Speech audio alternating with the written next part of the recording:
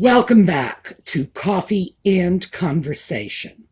So, once again, we've got some yellow for Catherine, for Lex's mom, for everyone and anyone who is either battling against cancer or who has fought the good fight and won.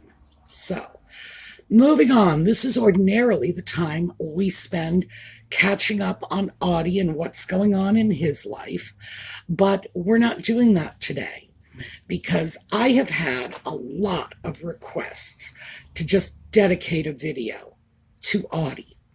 And I have a reason for doing it today. So this is the Audie show. Audie is not with us at the moment. I'll explain why. And he may well be. So even if he isn't with us, I promise you'll see an Audie slideshow at the end of the video, because this is the Audie show. We'll be back in a minute.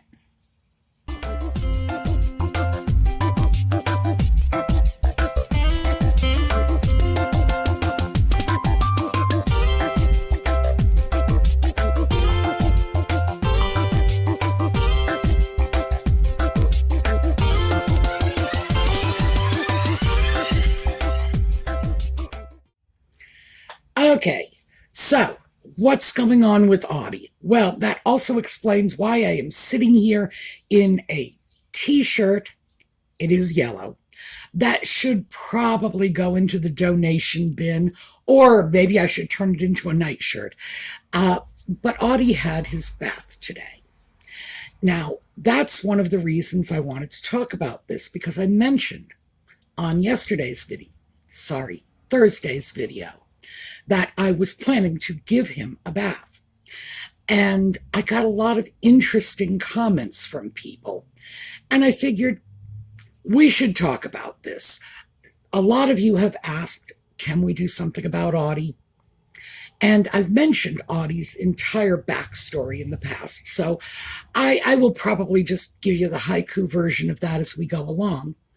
But I'm going to talk primarily about the way Audie is cared for in my home, because I do get a lot of comments about it. I mentioned my cat, and it's like I can't mention anything about Audie's life without having at least one well-meaning person. And let me make that clear. I know people are not trying to be critical, but one well-meaning person writing in a comment about, well, I prefer to look at it as the "I'd do it differently" comments, rather than the "you're doing it all wrong, don't you know?" So let me start off with the bath. He was supposed to get a bath on Thursday, and he knew he was supposed to get a bath. It was like the towels were all lined up next to the sink. He went over, he sniffed them. He knows what that means, because I bathe Audie. And I bathe him at least twice a year. I do not bathe my cat every week, every month, every day. No. I make sure he is bathed enough so that I can assure his comfort, because no one is comfortable when they have caked on dirt, embedded into their skin and whatever. And Audie, as many of you know, and if you don't know, you will see at the end of this video, Audie loves rolling in dirt. That's like one of his favorite things to do. So he tends to get a little grubby. Now, the reason Audie rolls in dirt, I had a dog. It was Audie's dog, really, Hannah. She did the same thing. I think she picked it up from Audie. To be honest with you, she picked up a lot of bad habits from him. They do this because it's a natural instinct in order to disguise themselves from predators. You get a different smell on you, and the predator can't detect you. And remember, these are small-brained creatures. When they are doing this, it's primarily on instinct. So Audie will try to disguise his smell, not because he's afraid of predators, but because he is a predator. Audie is the apex predator in this neighborhood. The reason I am not letting him out right now, even though he wants to go, is one of the neighbors has the little tiny Yorkie out, and Audie will consider that to be a temptation. The little dog, by the way, has a cat of its own, so the poor little thing wouldn't even have the sense to run, because I'm sure he doesn't view cats as dangerous, having one of his own. Audie is dangerous. Audie can and will take down prey his own size. I'm like, seriously, he will come back dragging something that weighs 10 or 15 pounds. It's like, yeah, look what I brought for dinner. It's just the way it is. Audie was a stray. This is how he had to live.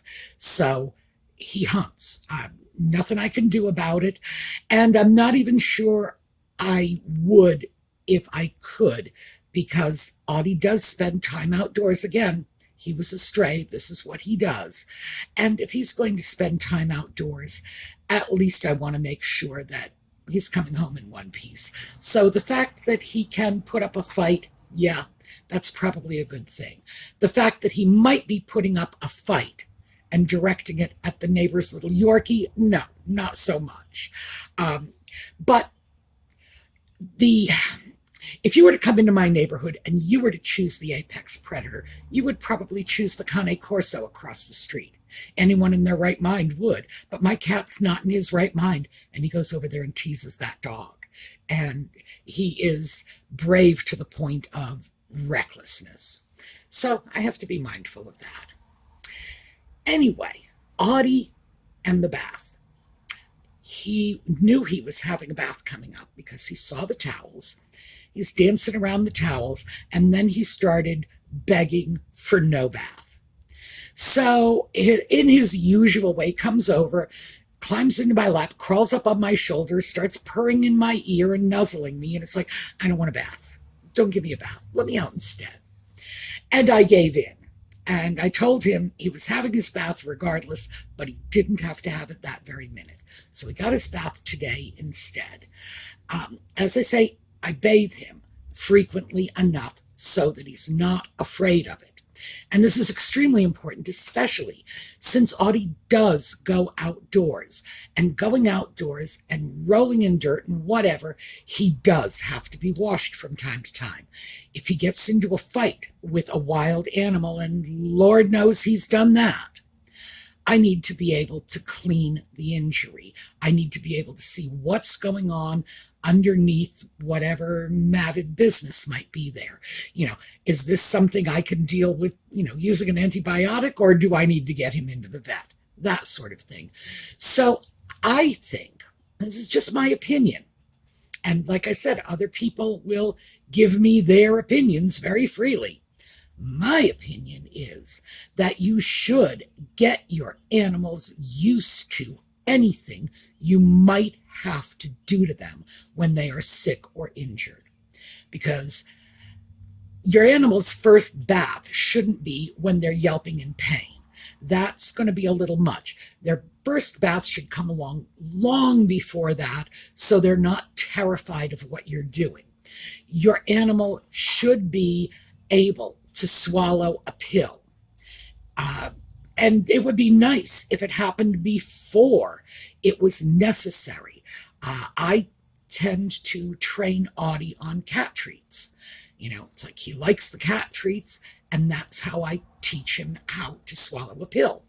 So if I ever need to give him medicine, I know exactly what to do. He knows exactly what to do, and it's not a frightening process for him. So just my theory. Anyway, so he got the bath, and what we have here, let me just show you this. This is Audie's new collar. This is the collar that's going on him. So, let me show you the bells. This is what Audie's collars look like.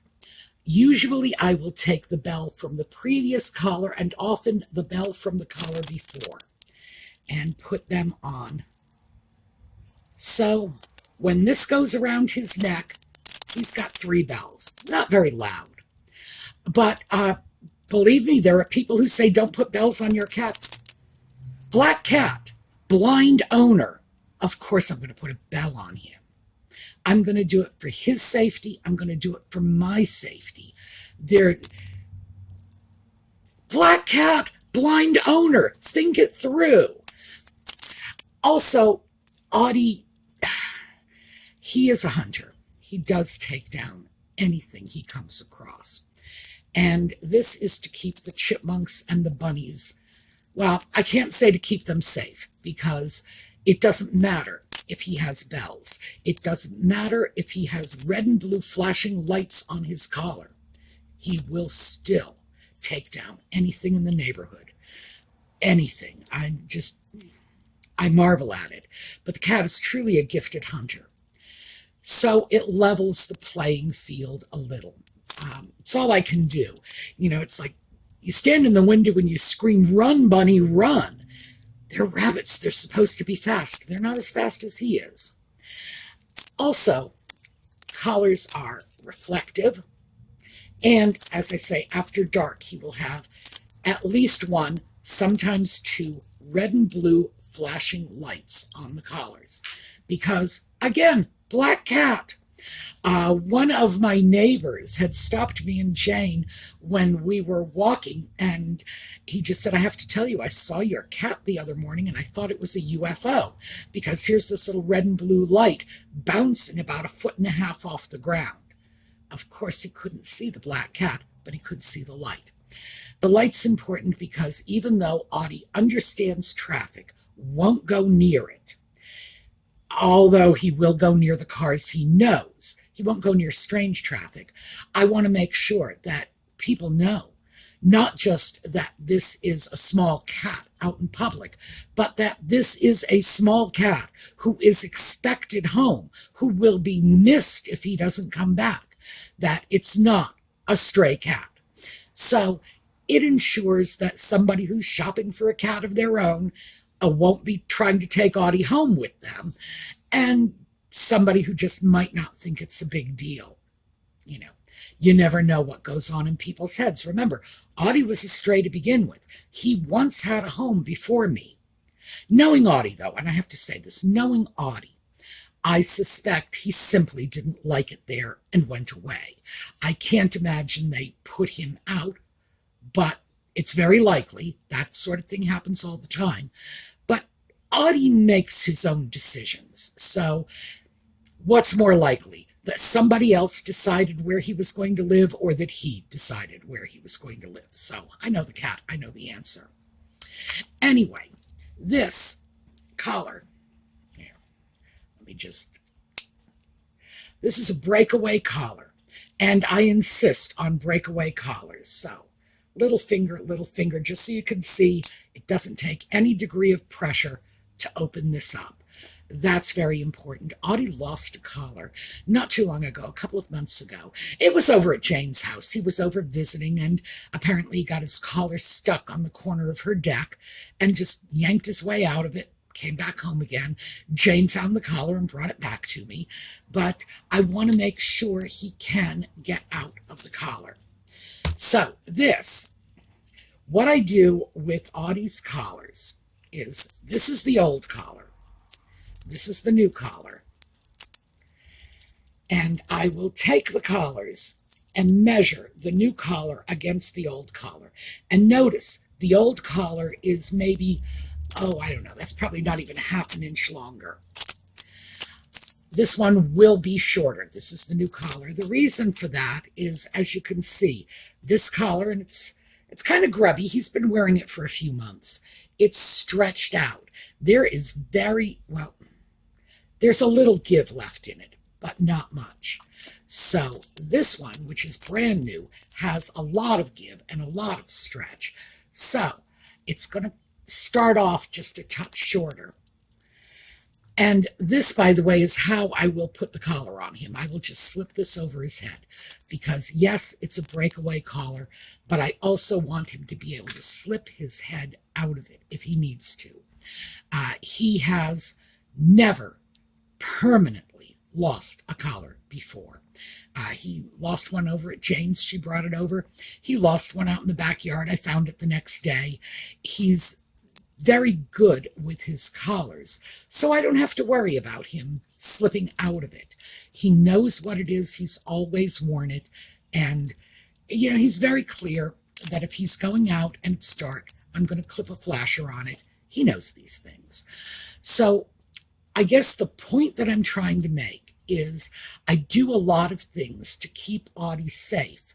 And not everybody agrees with that. People saying no bells on the collar. Why not? Audie doesn't mind bells. He's always had bells. And in fact, his dog, Hannah, I mentioned her earlier, Hannah loved bells. I would have to sew bells on her sweaters so that she could just jingle around with the bells. I think that was something she picked up with Audie, along with all the rest of the bad habits she picked up with him. And she liked jingling. It was, I guess, pack bonding for her. Audie jingled, she wanted to jingle too. And she would turn up her nose to sweaters that didn't have bells on them. If I would bring out a sweater, the sweater wasn't jingling, she'd walk away from me. I would bring out a sweater, and the sweater is just jingling like it's Christmas, and she's right over. It's like, yeah, that's mine. Put that on me.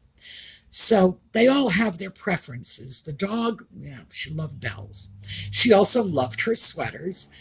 She was a very prissy, very girly little dog, and I would put boots on her because she had a very, very thin coat. She was a pit bull, very, very thin coat, and she also had bad arthritis. And I wanted to keep her warm because if she got chilly in her bones, so to speak, and if you don't know what that is, ask your grandma, she'll tell you. When it got chilly right down into her bones, she couldn't have been comfortable. So sweaters, she lived in sweaters, but also booties. And she would hold up her paws for the booties. She loved having her booties put on. She loved the sweaters. She loved Halloween costumes. She was a girly girl. She loved her clothes. And a lot of it was the bells, and I'm sure that was the Audie bonding, but she'd hold up her paws to get boots because boots meant she was going out. So, if you associate it with something pleasant for them, they do like it. But there are plenty of people who were very quick to say, why are you dressing your dog like this? I said, well, my she was a pit bull. People are afraid of pit bulls. And I totally get that. People are afraid of pit bulls. But how can you be afraid of a dog wearing bunny boots? So yes, it was to help acclimatize the neighborhood to the fact that just because she looked like something scary that they might have seen on one of those cable shows about pit bulls and parolees, no, this was a sugar plum. She was a sweet dog. And a lot of that was with the sweaters, and they'd have things like cutie pie on the back of them or whatever. A lot of this initially was to reassure the people around her that she was not dangerous, because frankly, she wasn't. So yeah. But as I say, people have their own opinions. So I'm going to move away from my animals and go over to a friend's animal. Actually, this was his parents' dog. Friend of mine's parents went away on a cruise. They were gone 6 weeks, and he was taking care of their dog. This also coincided with his vacation. So I took the dog while his parents were off on the cruise, and he was off somewhere else, and I had the dog for 2 weeks. And the dog was relatively well behaved. It was a little poodle, and I would take the dog out in the morning to go potty. At that time, because I had a very different schedule, I was doing my walk in the evening. And in the evening, I would snap a leash on the dog and take the dog out for my walk with me. It's like, here, we're going for a walk. And I walk for an hour. That's about 3 miles. When my friend came back, gave him the dog back, told him what was going on, said, yeah, and we went out for a walk. And he and his parents both were shocked because this was a little lapdog, a little poodle, and they could not imagine why I would drag this poodle out and walk it for an hour. Stunned. I can't even begin to tell you how shocked I was. I said, what do you mean? Why would I drag the dog? I didn't have to drag the dog, first of all. By the end of the first week, I would pick up the leash and the dog would walk over to the door and prance around in front of it waiting for me. The dog loved it. The dog loved going out for the walks. It was a cute little poodle. I was doing it in the evening, and I was in the city. I was in Washington, D.C. at the time. So I was in the city, and people would stop, and they would want to pet the little dog, and they would talk to him, and life was good. The dog was getting attention and exercise. So to me, this was very, very normal.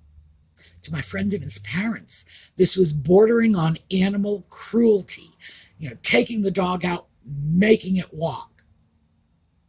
I didn't have to make the dog walk. The dogs will walk. That's the thing. Dog, walk. It's just, I don't even know what to say. Oh, yes, I do. My own dog, Hannah, I mentioned she had arthritis. I used to take her to a masseuse, and we would walk down for her appointment, and she would get a nice back rub. And the masseuse, who was, in fact, a very good animal masseuse, she did work for the horse farm. That's half a mile up the road from me, and they have horses there worth hundreds of thousands of dollars. So, yeah, she was good at her job. Dog loved her. Dog loved getting a massage. We would leave. We would walk about 2 or 3 blocks, and Hannah would just sit down. It's like, nope, I got my back rub. I want to go to sleep. You carry me. Well, that was not going to happen.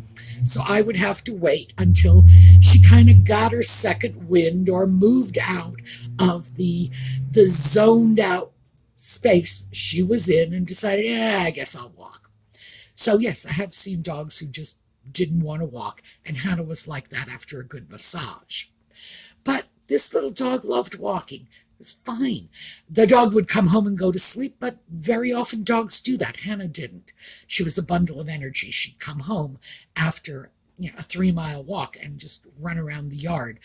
And even then, she hadn't exhausted herself. But pit bull, poodle, big difference. So anyway, point being, what seemed like insane, like how could you ever think about walking a poodle, to these people seemed so normal to me that my idea of crazy and bordering on animal abuse is, how can you not walk your dog? How can you have a dog and not walk it?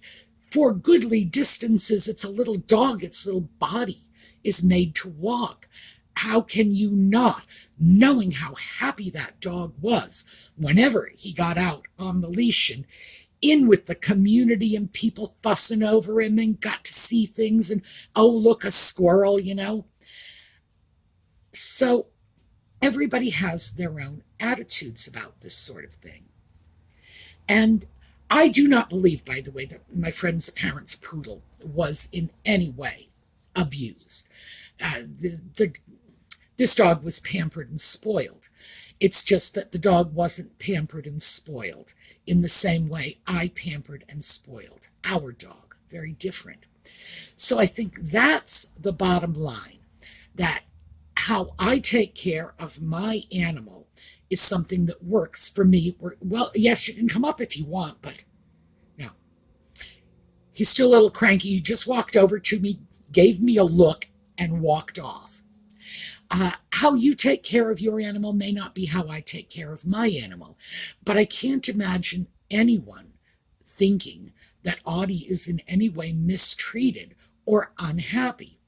Right now, he is unhappy because he is still a little wet, but that will pass. And then, once he realizes that his skin under the fur, now that there's no more dirt and grunge on it, is much more comfortable, he'll be much better off. And of course, he'll just go right out and roll in dirt again. And I know him, I know what's going on.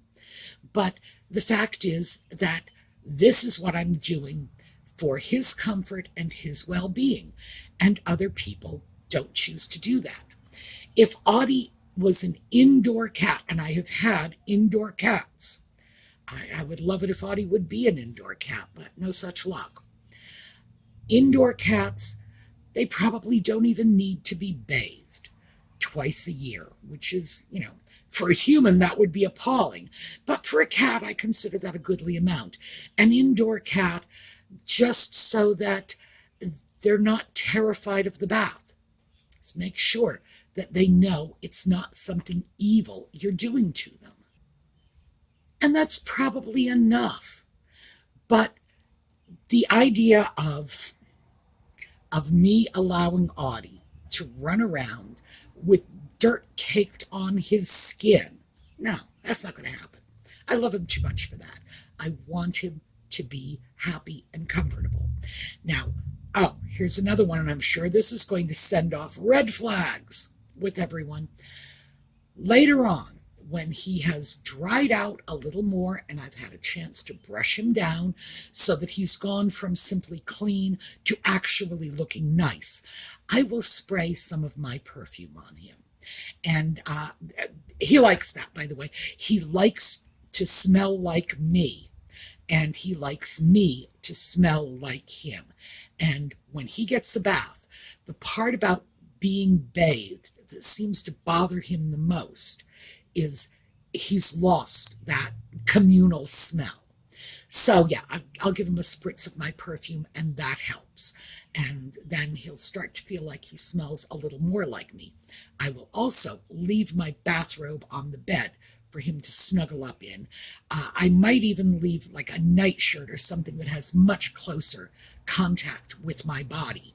Leave it out for him to sleep on, because it's important to him. It's important to his sense of psychological well-being that I smell like him and he smells like me, and we smell the same because we are family. It's a certain family smell that he demands. And it's not just Audie. All animals are like this to some extent or another.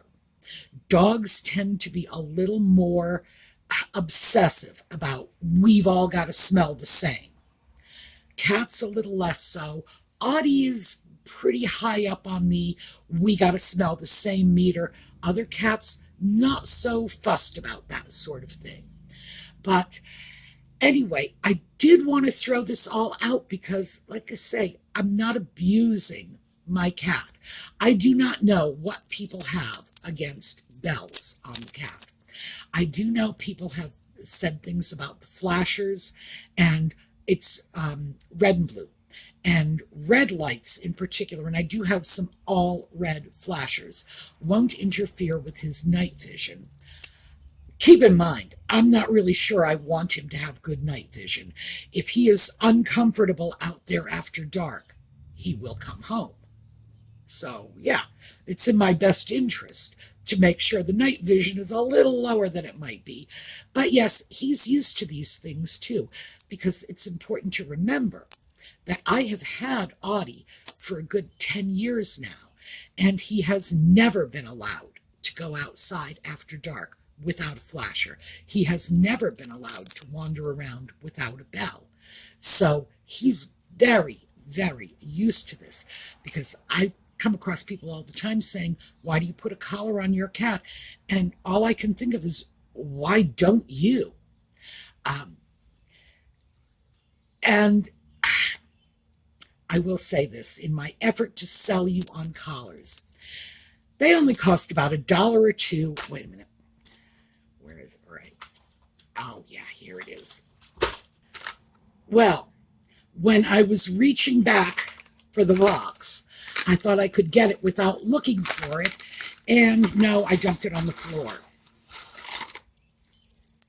Collars. Oh, and there are more in the box. Plus, for those of you who might remember from a previous video, I got another box just like this somewhere. I bought the first box, Couldn't find it when I needed it. You know, when Audie lost his collar over at Jane's house, had to buy a new box of collars. So yes, I have at least 20 collars left from that original purchase. 2 purchases, a dozen each. Yeah, plenty of collars. They're very inexpensive. When I was in Rhode Island, oh gosh, we're probably going back 20, 30 years.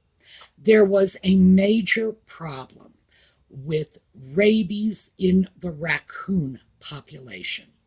Now, this was Providence. This wasn't the boonies of Rhode Island. And yes, Rhode Island is small, but yes, we do have Foster, Gloucester. We have boonies.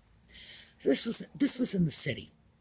And the animal control officers asked that people make sure their cats had collars so that the animal control officers would not pick up cats they might see wandering the streets by accident, thinking they are unowned. Because cats, legally, in most communities, cats are considered feral animals. So they're still wild. The law respects the fact that you don't own the cat owns you. So even if you have a cat, the cat is treated like a wild animal. And your cats can roam freely. They do not need to be leashed. But they did ask that you put a collar on your cat just so they would know that this was not a feral animal that ought to be picked up, you know, because of the rabies situation. So my cats at that time did not go out, but I had friends coming to me saying, please, how did you get your cats accustomed to collars? Because even when a cat stays indoors, I want a collar on that cat. Remember, Belle's blind woman. So yeah, a lot of people have trouble trying to figure out how to get their cats used to a collar. And the only thing I can say is put the collar on the cat. The cat will do the rest. Yeah, they might not like it for the first couple of days, but if you are persistent, within a week or two, the cat will get used to it. Why? Because they're cats. Cats can get used to anything. So anyway, that is the Audie show. Yes, Audie got his bath. Hopefully for tomorrow's video, you will have a chance to see what a pretty clean cat looks like, because he really does love being brushed. He loves all kinds of cleanliness routines that we get into. And even though he doesn't particularly like being bathed, he doesn't tear me. Look, see, he doesn't tear me apart when I bathe him. He does not attack me. He doesn't bite, scratch. He tolerates it with some degree of equanimity, which probably the most I can expect. But yes, you will see a clean cat. So he may be pouting right now, mostly because I made him wet. Well, actually, the truth is it's because I won't let him out until he's fully dry. It's still very warm out, but no, I want him fully dry, and the little Yorkie has gone back inside, so yeah, he might be able to talk me into letting him out sooner. And you're going to get a chance to see him tomorrow. In the meantime, we are going to take a look at a slideshow on the way out. I'm going to give you the slideshow of Audie rolling in dirt, which is what my cat does, which is why he needs to be bathed. Perhaps a little more frequently than you might want to bathe your cat. But still, he's not unhappy. He's not mistreated. I would never mistreat my cat. And keep in mind, he shares my pillow at night. And like I say, he is the neighborhood's apex predator. If he didn't like the way he was being treated here, he could kill me in my sleep. I have no illusions about that. But instead, he snuggles up and purrs with me, so he's happy. He doesn't feel he's being mistreated or abused in any way. All right, that is what I have for you today. That's sort of the Audie show. And if you have any questions about things like the nighttime flashes, oh, by the way, I should throw this in. I don't just clip the flashers on the cat when he goes out. When I'm walking before dawn, I clip the flashers on myself. I have clipped flashers on the neighborhood children when they've had to go out for their school bus in very bad fog or when the sun hasn't come up, which is kind of a problem here in the winter time. They'll have to catch a bus at 7 in the morning and the sun isn't quite up then. Oh yeah, I clip flashers on everybody and everything. So Audie is not the only one stuck wearing those red and blue lights. All right, let's take a look at Audie rowing and I will see you next time.